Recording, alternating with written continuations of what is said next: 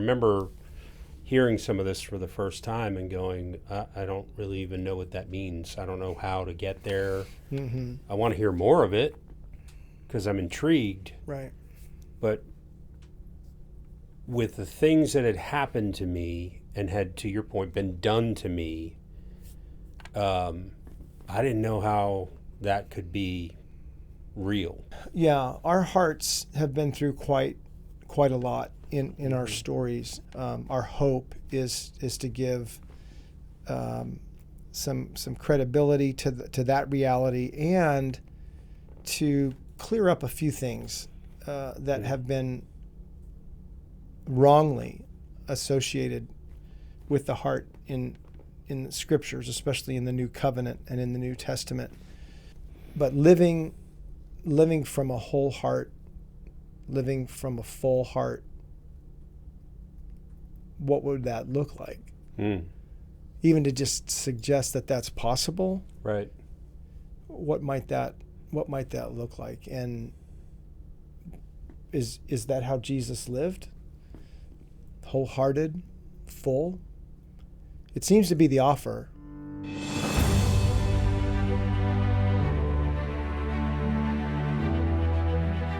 With God, there is always more. More love, more life, more freedom. Welcome to Zoe's Exploring More with Michael Thompson. C.S. Lewis once wrote, "Our Heavenly Father has provided many delightful inns for us along our journey, but He takes great care to see that we do not mistake any of them for home." Join me and the team as we explore the kingdom together, discovering the deep truths and offering encouragement for the journey. There is always more. Welcome, friends and allies, to the Exploring More podcast. Michael Thompson, hanging out with SJ Jennings, talking about moving through a series on the biblical realities of a Zoe life. And talked about warfare. You all right? Yeah. I think you got allergy flare up or something. Yeah. Is that what it is? Did a little eye rubbing. Gardenias or something? And it's that time of year. Yeah, man, and we did do a little cat sitting for and that'll do it. I have just a tweak of allergies because it gets on your clothes too and stuff. Yeah, and fine little yes cat hairs. But anyway, so we're moving through this series on biblical realities, trying to, not so much, I think, as we've gone through this now in a few categories and classifications, it's not as much a Bible study as it is referencing the scriptures that topically that are kind of on the top of our list. Right. And relevant to all the other things that we talk about. Right. You know? Yeah. And so it's not that we don't reference scripture as we're talking about certain subjects like the false self or whatever it might be. We just felt like it would be good to run through some of them, right, and hone in on them some, and try to, bring some of the weight of this. I would say the systematic theology that we believe is critical to being an oriented man, to being a settled man, to being somebody walking in freedom, to be somebody who, well, if you go back, why did Jesus come? These are, that episode, we talk a lot about why he came and bounce around the scriptures. Mm-hmm. And all of it so that we can, in the last episode, so that we can have a fighting chance, so that we can be able to live in the war and not be overcome by the war, which the latter is pretty much kind of what you see happening in folks' lives on the day-to-day, even believers. The amount of time we spend with Christian people who are struggling is evidence that these biblical realities are really important to not only see and understand, but to employ them. Right. But to practice them. And without going into a bunch of review, I want to say all of all of the previous episodes lead us to this one, which I believe is really a ground zero for a Christ apprentice, for a believer, for somebody who's in training to learn how to live and to move and to walk more like Jesus, and to be in a relationship with the Father that was modeled for us in the person of Jesus. Yeah. So this is an episode that we're going to focus on the heart, the biblical realities of the heart. And I love, we discovered this some years ago, but I love the idea that as there are physical organs in our bodies, critical. Like if you have to deal without one of them, it is a whole system in place to kind of keep life up. Yeah. And so I think some are more crucial than others. Right. Yep. But the heart is there's pretty much the center of it all. Yeah. You know, you can be kept alive with a machine that would be for you, but that's the point. You would have to have some grand subsidy to keep you alive if your heart wasn't able. And so in the scriptures, the easy one to mention before the break is Proverbs 4:23. Above all else, guard your heart, for it is the wellspring of life. Above all else, protect it. Above all else, keep surveillance around it. Above all else, pay Shelter. attention. Yeah, to what comes in and is stored. And in the last episode, we talked about the kingdom of darkness and the power of a lie. Well, and going upstream, and this episode we're talking about what is upstream. That if those are harbored, if those are stored in your heart, then they're going to have an effect on your life. Right. If a lie about you, about God, and we said somewhere between 200,000 and maybe 1 million you've been sinned against. You've been the target of some kind of unruliness, unkindness, unloving actions, words, behaviors. Yeah. It's a lot coming against. It's going to be very difficult to contend with, especially when you were of an age that you did not know how. Right. There was no defenses. It's hard enough now. There was no guarding your heart, and there was nobody there that was doing that until you learned how. Yeah, I think most of us live stories of having a really open heart until something happened. Yep. And we either shut it off or it got shut off. Yeah. Yep. And so if you're living without a part of you that was arrested at age 6 by something that happened to your family or in your family or to you, this is kind of why the real healing happens at a heart level. That the residence that the scriptures talk about, Jesus, the Holy Spirit, that God comes to inhabit you. I was just listening to a Graham Cook thing this morning about being inhabitable. And it was kind of one of those like, yeah, he's in there. He's in me and I'm in him. Yeah. I mean, is it a tiny little room that's dark? Yeah. Or is it, a welcoming space that you've created? And are we, how immersed are we in that idea? And, a couple of days ago, I was listening to the Pause app, and there was a part about being immersed, and I've been in other great grounding kind of spiritual meditations to just that are like getting. And the invitation is to get in the water and sink to the bottom. Imagine that. Yeah. And that water is the ocean, and that ocean is the love of God. Immerse yourself in it. Even to the point of, how can you get wrinkly in it? Right. Prune up.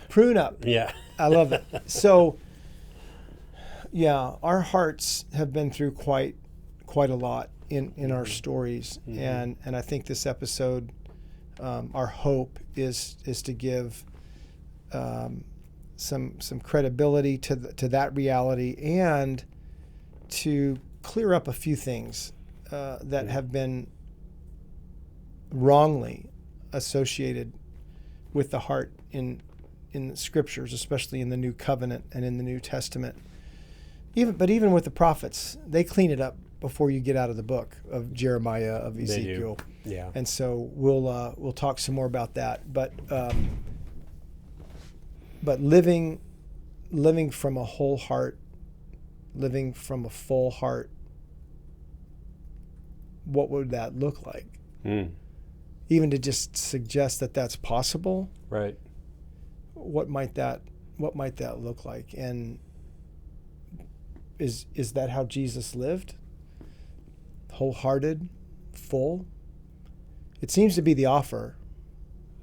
It is, man. And I remember hearing, and we got to take a break, but I remember hearing some of this for the first time and going, I don't really even know what that means. I don't know how to get there. I want to hear more of it because I'm intrigued. Right.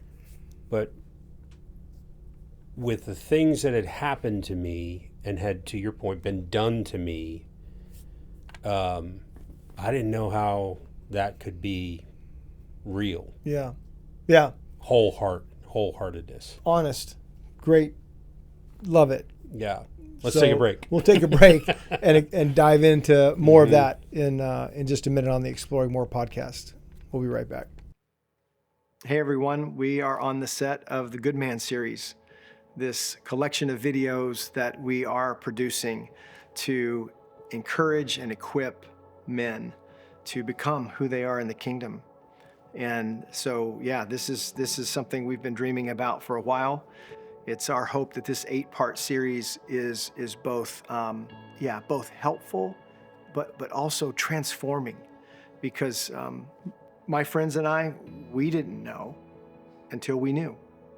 And to be able to explore orientation and the idea that we are in a larger story, that we are important in that story, our story matters, and that God is up to good in our lives.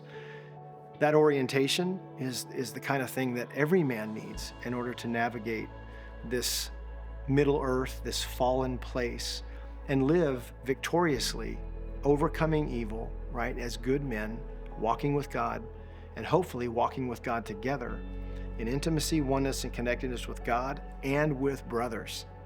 So to have an oriented fellowship of men, to have brotherhood who are all in training and being equipped, encouraged to walk with God intimately for those that God has entrusted to them, their marriages, their children, their grandchildren, and to see generational masculinity redeemed, because we are all being grown up, trained up, healed up in ways that are going to make a difference for a long time. I hope you enjoy this series.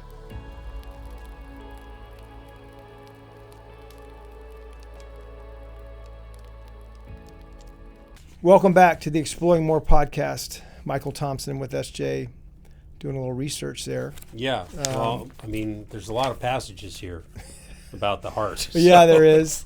I was trying to find the page. And you know, I think SJ, again, we're gonna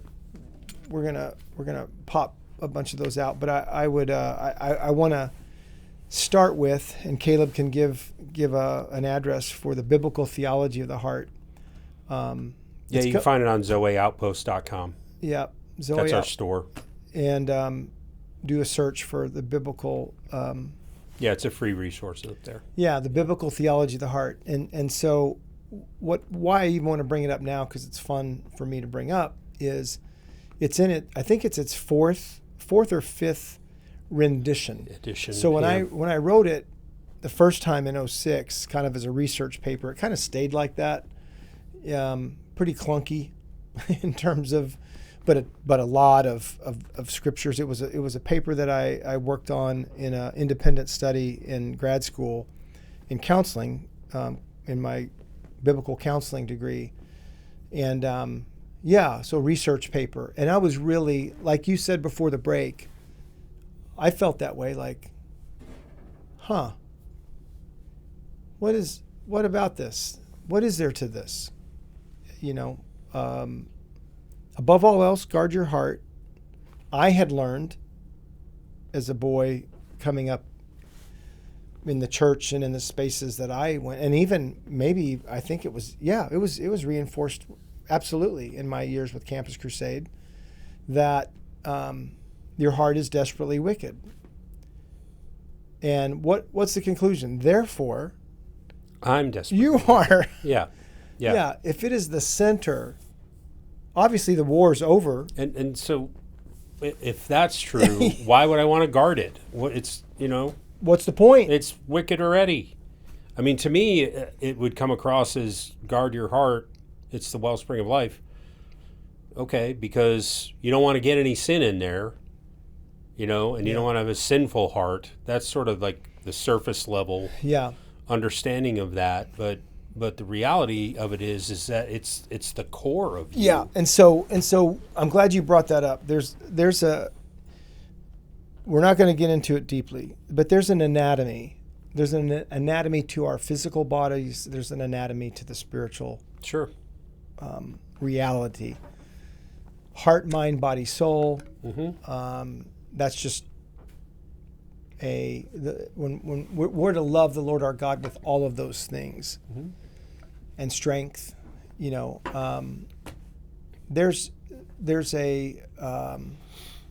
an invitation to tend to those things. Mm-hmm. And I like what you said earlier about, well, if it's desperately wicked, I guess I'll just try, and there's a futility to that. Right. But if I've already been judged. Yeah, but if your heart can be good, and the scriptures actually tell us that, way more than they tell us your heart is wicked. So what in contrast that gives us is just that, a contrast that the heart can be encumbered, it can be entangled, it can be compromised, it can be in a bad way. Right. And it can be free. It can be good. It can be whole. The parable of the sower, as Jesus explains that to his friends, because they need a little explaining on the side, the good seed falls on the good and noble heart and produces something. Right. The good soil. The good. So, I mean, if it can be good, and it, you brought up sin again, which was great. I'm glad you brought it up. That it's not so much sin that's harbored in the heart as it is motivational sinners, self-protecting. There's a system, though. There's a system that can be put together over time, a belief system. And that belief system, if you believe, Romans 10, 9 and 10, if you believe in your heart, so there's an epicenter there. There's an organ of belief, of perception, of reason. This is not our Hallmark card heart. The almost 800 passages in the scriptures you should say, whoa, wait. That seems like a lot. 800 passages that refer to and talk about and are connected to this biblical heart. Yeah. And that's why in the episode we did earlier on why Jesus came, Isaiah 61 and Luke 4, I came to heal the brokenhearted. Search my heart. Psalm 139. Search my heart, O God. Yeah. I mean, Psalm 109. Are they? My heart is wounded within me. My heart is, yeah. So in the Hebrew, the word for heart is L-E-B, leib. And they believed it was the critical organ, the critical place, and so when Jesus even talks about taking up residence, right? And prior to the new covenant and the new way, right? There was, the Spirit, the residence was the temple, the physical temple in Jerusalem. And that's why even as an act of not doing away with the old, but ushering in the new, on top of it, the veil is torn. And here comes a new temple. And Paul talks about this. You are the temple. You're the temple. Yeah. The Holy of Holies, right, is within you. Is the heart. And that is where Jesus, the Spirit, right, the Spirit of God takes up residence. And now we have been equipped with, endowed with what we need in order to now live a life that is being offered to us. And so, oh my gosh, there's so much to talk about with the heart. And in that biblical theology of the heart, it was just a ridiculous exploration of dozens and dozens and dozens of passages that changed me. I was just going to ask you what it did to you as you were writing it. It took something that really wasn't in my biblical understanding of a Christian life, and kind of took me from black and white and gray to like, boom. This is real. Like similar to our warfare conversation, like, wait a minute. And I, to your question, I remember the first time I was challenged, invited to see it. I was like, I don't think this speaker. That can't be right. I'm not sure this is right, And I had an NIV study Bible, similar, to this in size, Just get this in the picture. Oof. And I remember. Build up your forearms with that one. I know. At 38, 39, whenever it was, 20 some years ago, now 22 years ago, the speaker's speaking and talking about the centrality of the heart. And I just, as he was laying it on, I'm like, wait a minute. So I go to the back of my Bible and I flip to the, a concordance, right? And in the NIV Study Bible, literally 3 full rows of scriptures, biblical evidence, if you will, about the heart. And the ratio, the amount that talked about desperately wicked and or evil, I'm not kidding, it was less than 10.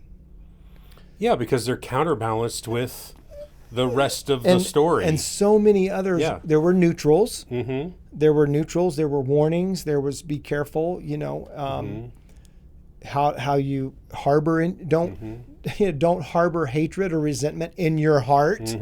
Okay, you can harbor crap in your heart? I guess you can. Mm-hmm. And it affects the way that you relate. It affects the way that you talk. It affects the way that you live. It affects your relationship with God. Yeah. So that was my beginning in some of this. And I was like, this changes things. Yeah.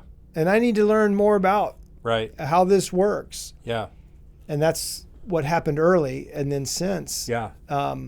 I would say the fonts get bigger, they get bolder. There's more italics and underline. But, it was a couple years later that I got to study in that independent study on the biblical theology of the heart. And even the scriptures that talk about God has a heart, I'm like, okay, is this metaphorical?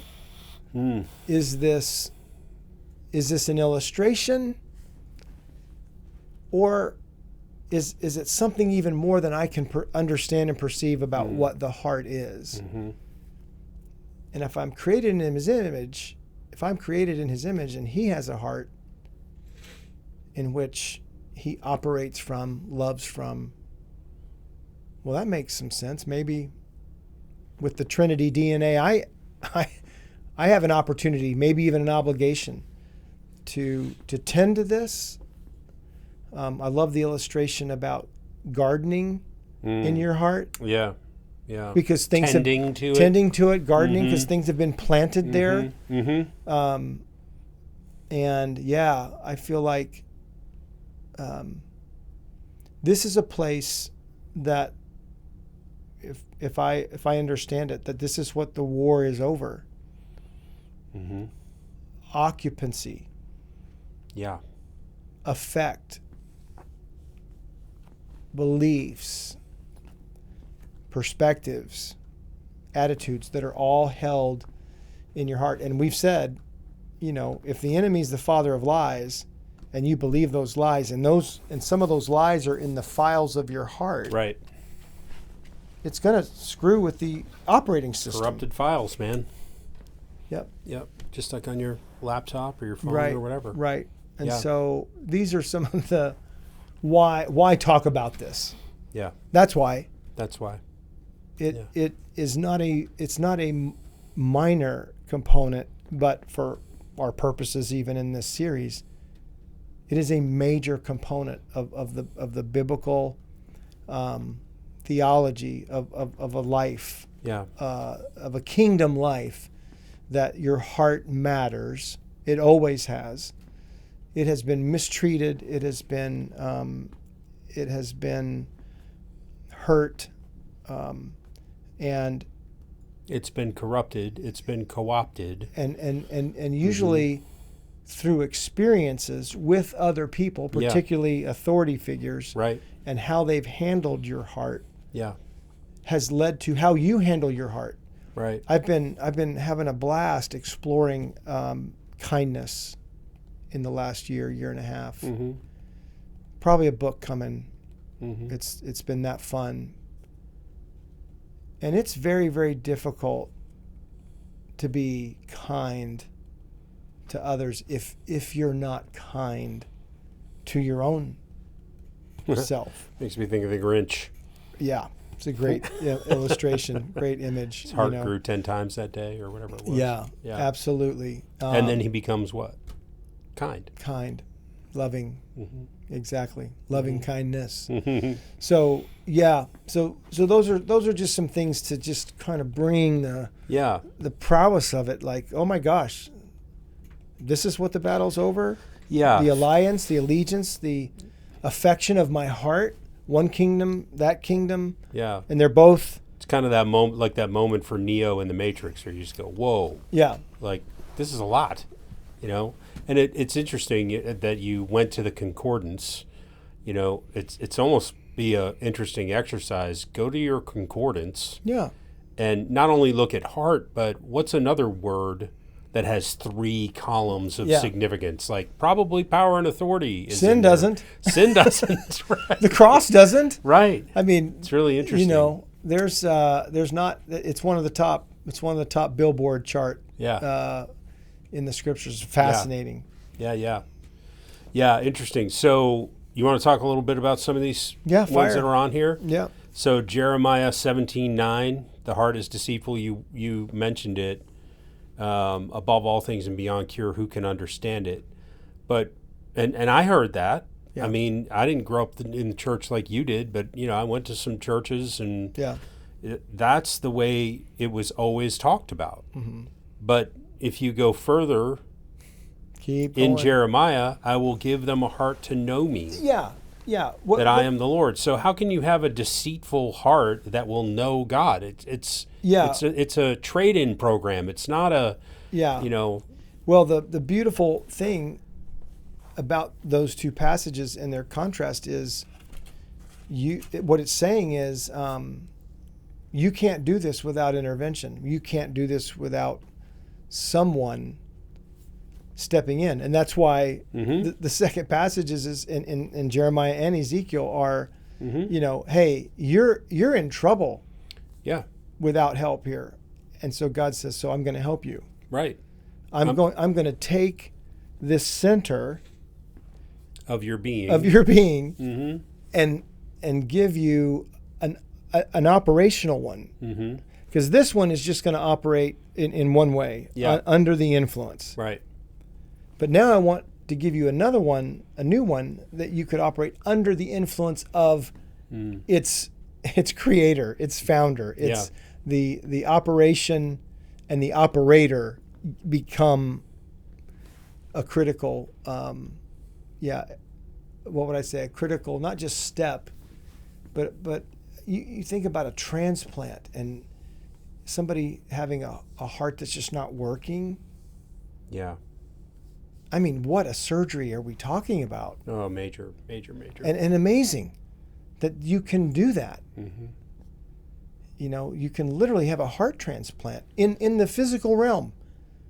That's amazing. And you know what's really amazing about it, which is there's no, that I know of, empirical evidence to the veracity of what I'm about to say, but there is anecdotal evidence that when a person gets a heart transplant, they take on personality traits of the person. I've heard it too, man. I believe that. That's just fascinating. And some have even reported memories.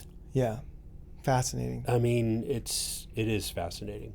So Ezekiel 11, I think you mentioned, I will give them an undivided heart, put a new spirit in them. I will remove their heart of stone. And then it's repeated in Ezekiel 36. Yeah. I'll give you a new heart and put a new spirit in you. I'll remove from you your heart of stone and give you a heart of flesh. And those honestly, if I understand it, bro, those prophetic messages in Jeremiah and Ezekiel, they are tied to and connected to the work of Christ. Oh yeah. Mm-hmm. I mean, they have to be. So, right? We're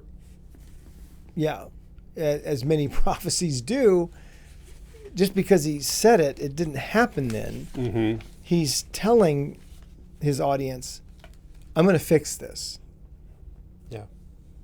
And because you need the fixing, I'm going to fix this, and this is what the work of Christ actually accomplishes. So if you're hearing this from the prophets, right, just regular dude, then, I mean, you might think, okay, when? Yeah. How are you going to do that? But so interestingly, that's kind of what came to me. Are there any of these that you wanted to cover? We got Luke 8:15, a good heart who hear the word, retain it. Yeah, that's what I was talking about. Produce a crop. Yep. Matthew 6:21, for where your treasure is, there your heart, your wishes, your desires, that on which your life centers, will be also.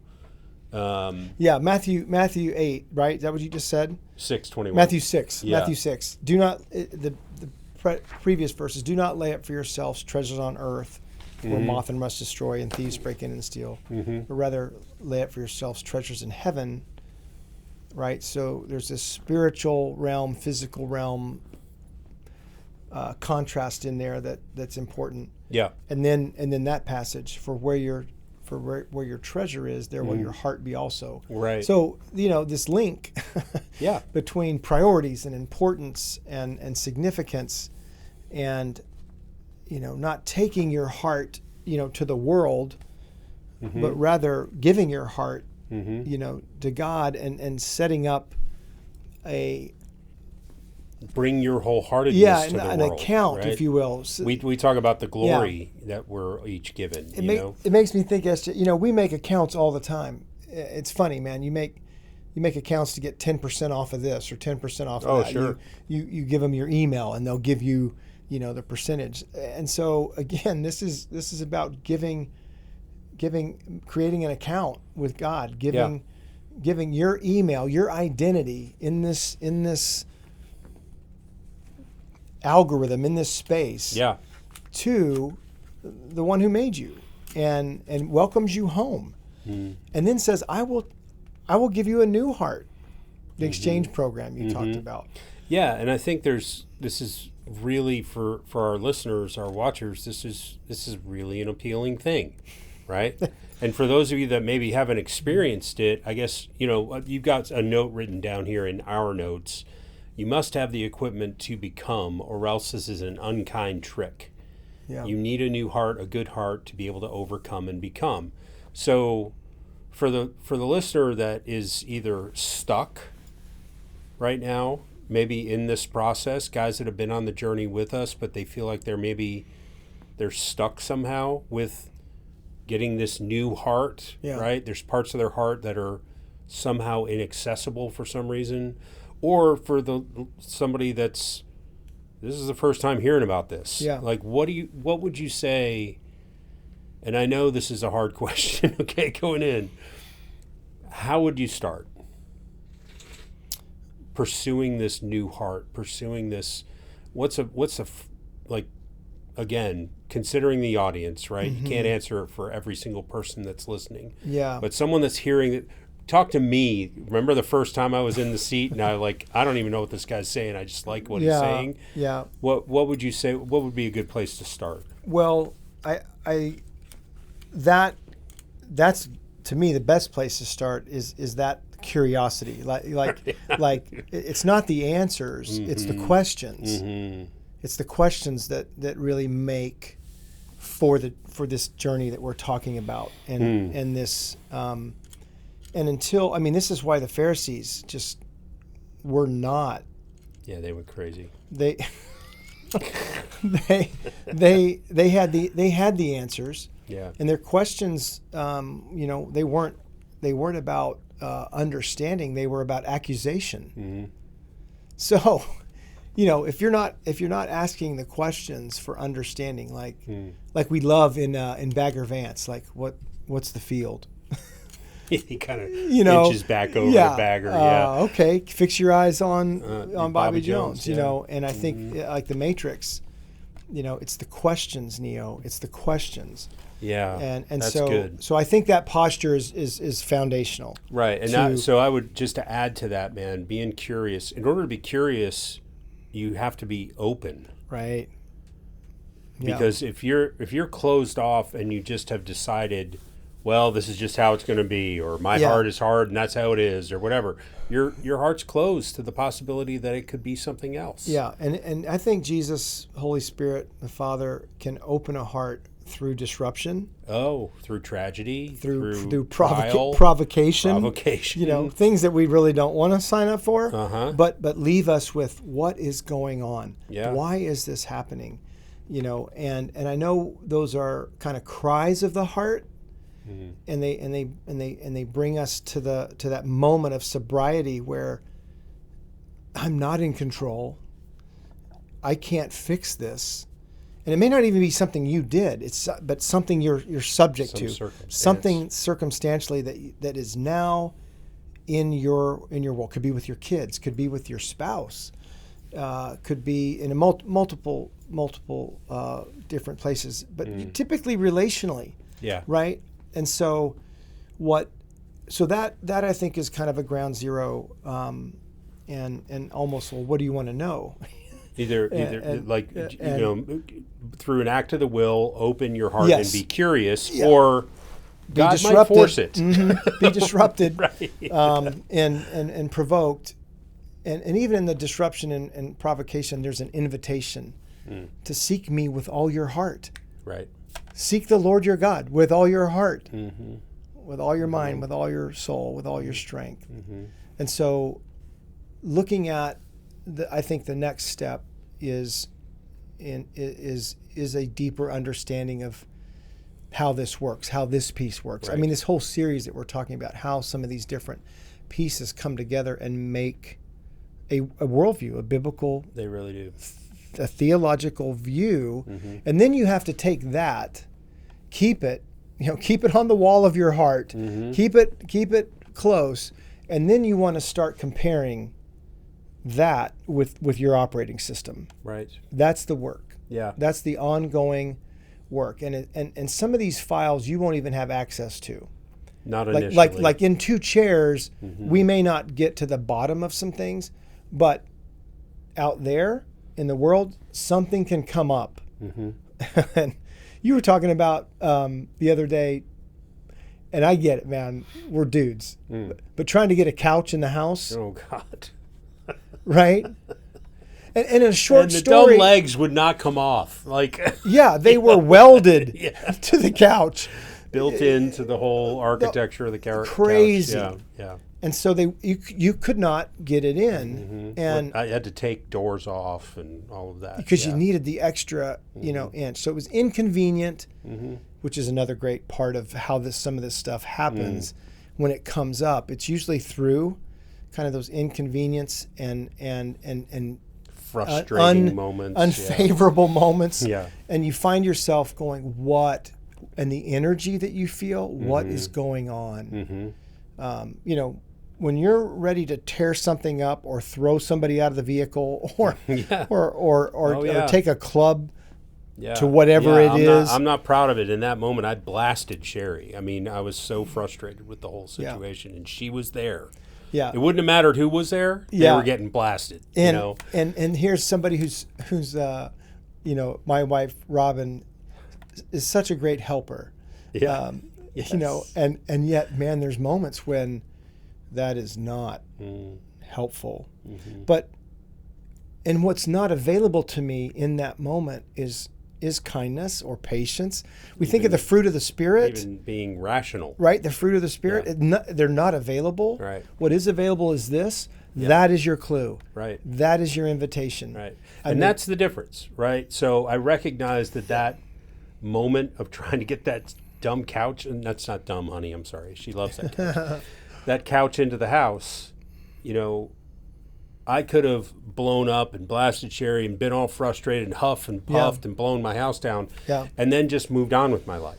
Yeah, man. So but moments recognizing it, talking to a brother about it, even in a man, I really went off the deep end with this stupid couch. It's not a stupid couch, I'm sorry. But that's the difference, is the pause to go, what? That's not me. What? That doesn't feel like me and my heart. Beautiful. What is that? Beautiful. We were with some guys yesterday, and one of them was talking about how estranged he is from his son and how he believes, he's got work to do. It's going to get better. And I was like, there it is. That's it. What was amazing about that moment was he said, I've been to 17 Heart of a Warrior encounters, and for some reason I couldn't see what my wound was until this unraveling was happening with my wife and my kid. He's a veteran. And now I can start to see it. Yeah. It's the disruption, timing, to your point, right? Timing, disruption, and being able to look at game film, for lack of a better term. The game's over. Oh, man. Something's happened. Right. You might have won, you might have lost, whatever. And now we're going to look at the game film. What happened? What could we do differently? Yep. We just don't do that. And don't do that with friends. We don't do that very often. And yet it's just a really critical, I think, to this life of improvement, this life of getting better, this life of sanctification. That is what that means. Yeah. Becoming more like Jesus is becoming less my false ways and the things that have the files, how I was trained to see, how I was trained to feel, how I was trained to act. And, as we've talked many times about, there's probably more false self-dominant Christians than true self-dominant, because they haven't done the work. Even on Sunday morning. And just eating another sermon. The sermon is supposed to help you practice something, move differently. But if you can't recognize the moment that impatience has taken over and patience is not even available, then that moment's lost, and there's probably some damage. Yeah. Two things I'm thinking of. First of all, the movie, or really A Christmas Carol, Scrooge, right? He's given the gift of being taken back and shown game film. Exactly. How he's acting and how he's being experienced and the effect of that behavior. What a gift. And when he actually became Scrooge, he wasn't always this like way. That. Yeah. And I thought about that the other day after I had, kind of come down off of this, my crazy friend after he got back into the cage. I just thought, man, if I was watching myself talk to my wife like that, I would have been like, what? You'd have probably taken that guy around the corner and said, hey, man, that's not okay. That's not cool. Right. And you can't talk to her that way. Yeah. And that's a great illustration, and it's a great invitation to how we've done that with our kids, how we've done that with our spouses, and how it was done to us, back in our stories. So there's a lot. It's a lot. And how would you start? I think it starts with that curiosity, the questions, and the idea that if it took some time and some events to corrupt this thing, it's going to take a little time and some eventfulness to see it uncorrupted. Yeah. And in one guy's case, 17 years to come to the knowledge of, wait a minute, this is cause and effect in my family. Cause and effect. Right. I'm not as unwounded as I thought I was. Yeah. And the fact that he confessed in a beautiful way, there's no way I can justify this. Right. I'm like, hallelujah, man. You're 70 yards downfield. That was a great run. Yeah, it was. And now, so those last 30 yards, you're set up now. What's that look like to go with God into that space? So, and I think we've last thing I would say to answer that, I think we've subscribed to an idea that in 17 years later, or first conference, first weekend, or first moment you're hearing, you awaken to something. Then you walk with God and you deepen your understanding and your experience. And then this is the hard shift. Awaken, deepen, and then can it have its purpose? Can it be fulfilled? If the truth is supposed to set you free, right? And not all of us are as free as we want to be, then we're not done. Right. So that process of awaken, deepen, fulfill, and if Landon can catch me on this, here's our timeline, and our ignorance and naivety kind of, so at 38, I'm like, wait a minute. Yeah. The heart, wait a minute. You got 38 years of warfare, compounding interest on the ignorance and naivety. Church going, several Bibles to my name. It is compounding interest on those things. And so, oh my gosh, and the theology that I had and the biblical theology that I knew, even that wasn't right. The biblical theology system wasn't right. So it was not helping and informing me in my personal theology. So getting some of these pieces that we're talking about, I think, are critical. If we don't have Jesus right and why he came, if we don't have our good hearts right and that they can be, those are just two. Yeah. If we don't have the warfare piece to inform us that, no, it's been bad for quite a while. You've been hunted and caught many, many times. Enslaved. And so why does Jesus come? Sight for the blind, healing the brokenhearted, setting the captives free. There you go. That be me. And so the process is awaken, deepen, fulfill. Awaken, deepen, fulfill. Awaken, deepen, fulfill. Yep. And that's the sanctification that we're talking about. What's that look like? Right. Well, and here's the last thing.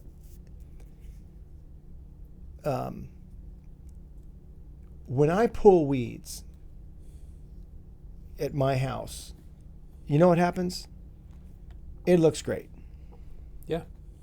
For a while. For a little while. I didn't plant the weeds, but there's some more coming. Yep. They kind of blow in on the wind. And so weed killer's awesome. Unless you have bunnies that my wife does not want me putting weed killer on. So I have to go and pull these things. Yeah. But tending to the garden, tending to anything. You know, we've been working on development for a large part of the summer. Yeah, financial partnerships. Yeah. SJ, when we work on it, I'm amazed. Right. It gets better. You know, people respond. I've got a microwave waiting for you. Oh, geez, I forgot all to about install the in my and until then, I got a microwave. It's setting in my living room. Yeah. So I have the equipment. It just needs to be installed. Yeah. Yeah. So it can be operational. I mean, come on, man. Right. That's what we're talking about in all this, and I think that's why learning how it works and then learning how to work it is part of this process of becoming more and more who we are, which is more and more in alignment in the image that we bear. Right. Wholehearted. And that's the game. That's the battle. That's the invitation. That's the reality. Amen. So, yeah. Amen to that. And I'm still in school, bro. Oh gosh, me too, man. But you know, the great encouragement is, and even though that thing with the couch was not great, it was just a couple days ago.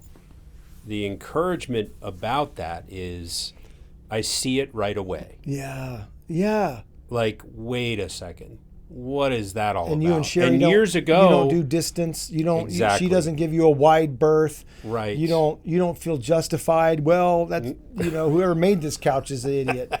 Yeah, man. It's just a wait a minute moment. Okay. Somehow, for some reason, the arrangement was made for me to upchuck that stuff. Yeah. So I can deal with the root of it. The last one that was really funny that I got to hear about was when you painted the camper. Oh God. Something about your domestic world and the revelation of. They are revelatory moments. Oh yes, my gosh. they're great opportunities. And the point I was saying. And it's usually the projects that I don't particularly want to engage with. And this is why. Never happens when I'm mowing the lawn. So yeah, man, it's really, really interesting. There's a lot to talk about in this reality, but I think this is enough for now. Yeah, it's the invitation is you can live from a good heart. It's going to take some practice and learning how, and it's what Jesus, the Holy Spirit, and the Father want to do. Yeah, do not be discouraged. They want to give you the keys to the kingdom, and they want to teach you what they unlock and what they. I can drive this? Yeah, you got a key right there. Yeah. You can. Yeah. Let's go. I'll show you how to do it. Right. Let's go. And first times don't always go great. Right. But that's the point. Stall and, bump into curves. Popping clutches. Right, that whole deal. But you'll get better. So, hey, thank you for being with us on the Exploring More podcast. I think we've got another episode or two that we're going to finish this series out with, so there'll be a couple more, but but visit our store zoeoutpost.com and look up the biblical theology of the heart. It's like you said, it's in its fourth or fifth did we iteration. drop the new one on the U version? Is it coming? You and I are talking about that. That's what I thought. Yeah the new version, maybe for the end of the year. Yeah, that's what it was. I like that idea. Yeah, man. But until then, you can get the more of the kind of the dissertation. It's well written. It's downloaded. You can get it on. You can download it on zoeoutpost.com. Right. Yeah, absolutely. Yeah. So, hey, thanks for being with us. And yeah, we'll see you next time on the Exploring More podcast. We hope you have enjoyed this episode of Exploring More. The landing page for this podcast is zoe.org/podcast. That's ZOWEH.org/podcast, where you can find the show notes and various platforms to which we broadcast. You can also find us and the Life of More by visiting Zoe on YouVersion Bible app, Right Now Media, our Facebook page, and Zoe on Instagram and Twitter. Remember, with God there is always more, and you were made for more.